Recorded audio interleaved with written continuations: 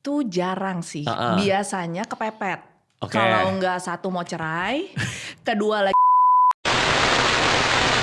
ada assessment-nya, terus ada Oke. wawancaranya juga karena kan namanya juga kepribadian ya, dia akan berulang. Jadi dia seperti pola perilaku, emosi, dan persepsi yang akan berulang terus ketika menghadapi situasi-situasi kehidupan. Artinya kalau seorang NPD itu harus di-assess dulu supaya kita bisa ngasih diagnosa dia NPD, dia harus dengan sukarela mau di-assess dong?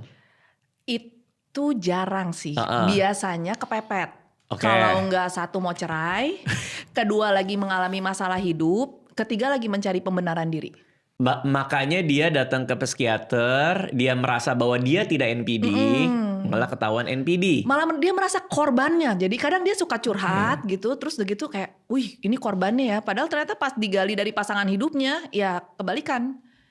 Oke. Karena dia bisa playing victim, ada manipulatifnya, ada guilty tripnya, yang membuat akhirnya kalau kita tidak wawancara dari dua sisi, itu malah kita kayak yang kebawa sama cerita dia. Artinya seorang NPD itu juga dia tuh bilang bahwa gue jadi korban itu karena dia meyakini betul dia korbannya, atau itu bentuk manipulasinya dia supaya dia tidak disalahkan? Bentuk manipulasi sih. Misalnya kayak ribut nih, nanti kan istrinya protes. Kok kenapa kayak gini aja dipermasalahkan? Nanti dia bilang, coba kalau lu nya diem dan nurut, gue gak akan ributin ini.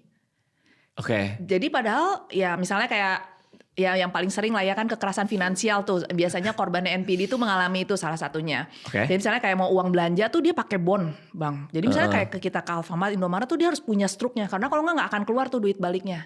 Oke. Ya, jadi nanti ketika ditanya, kenapa sih? Kan saya sebagai istri kamu mungkin perlu dinafkahi ya. Dia bilang kita kan lagi nabung. Kalau kamu boros kita nggak tahu. Dengan adanya bond ini saya tahu pengeluaran kamu benar atau enggak. Oh gitu? Ih luar biasa, belum pernah kan ngalamin pernikahan yang harus bond. Saya